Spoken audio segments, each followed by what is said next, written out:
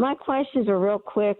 I was wondering the book of Jude. I was reading the book of Jude, and I was thinking that he was placed in the New Testament because he's the brother of half brother of Jesus, and also James as well. Is that correct? You are correct. And so as far as your question, do you have more about your question concerning Jude and James? No, I just wondered if that was the reason they were placed into the New Testament. And also I was wondering who wrote the book of Judges is another thing I was wondering. Okay, Pastor Greg. Well, concerning the book of Judges, I think most people would say that was Samuel. Is that what you're in agreement with there, Pastor Scott? That's what my answer was going to be. Okay. And concerning your question on James and Jude, what a couple of incredible books. James, obviously, I think part of your question was that they weren't necessarily part of the 12 apostles, but in a looser sense, like all of us, we're all apostles. The word just means one sent out. They were the younger brothers of Jesus.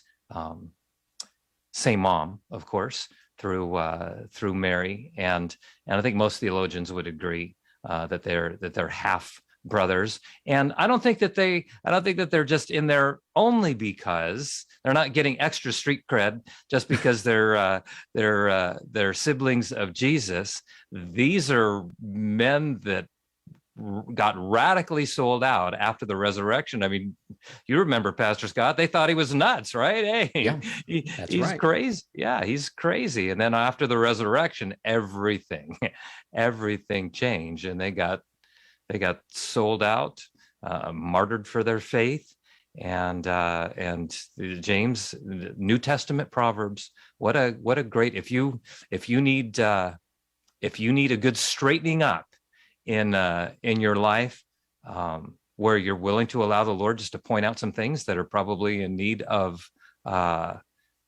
maybe a little bit of correction, read both of those books, and you'll hear the Holy Spirit get you right back on track. Pastor Scott? Exactly. That's a great answer, Greg. And also, Linda, it's interesting because in 1 Corinthians 15, Paul actually brings up James, speaking of the brother of Jesus, and actually says in 1 Corinthians 15, in verse, let me just take it from verse 15, it talks about Jesus after he raised from the dead. He was seen by Cephas, that would be Peter, and by the 12, speaking of the apostles. Then it says, after that, he was seen by over 500 brethren at once, of whom the greater part remained to the present, but some have fallen asleep. And then it says, after that, he was seen by James. It says, then by all the apostles.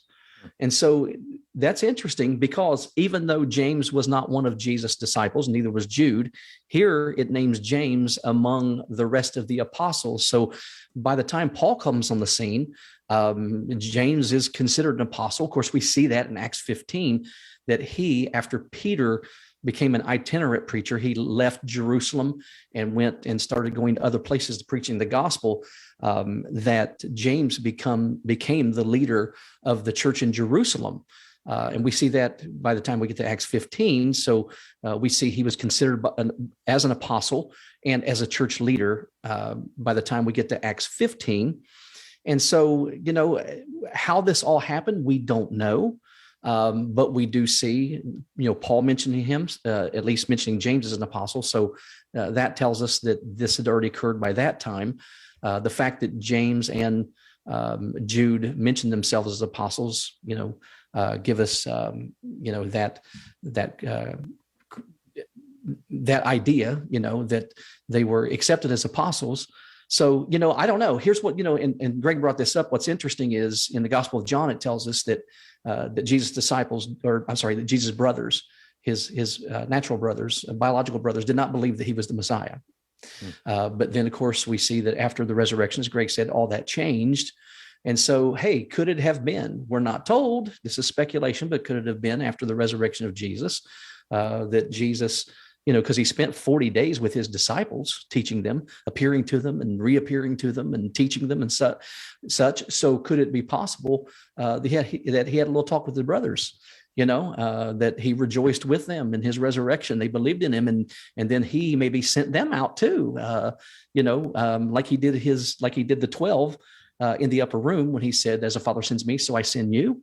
So possibly he had that same kind of experience with his brothers. I don't know. The Bible doesn't tell us that, but we do know for sure that by the time Paul came on the scene, that they were considered apostles. At least James was. So.